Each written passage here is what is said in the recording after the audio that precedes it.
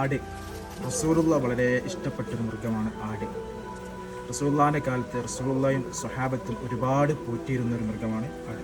ആട് എന്ന് പറഞ്ഞാൽ നമ്മുടെ വീടുകളിലെ ഒരു അംഗത്തെ പോലെ നമ്മൾ കാണുന്ന ഒരു മൃഗമാണ്.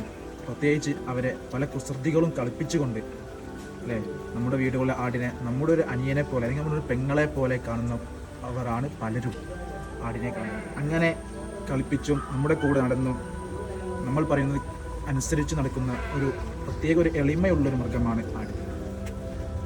ചിലവർ ആടിനെ വാങ്ങി ആടിനെ വിൽക്കുമ്പോൾ കരഞ്ഞു പോകുന്നവർ വരെ ഉണ്ട് അല്ലേ.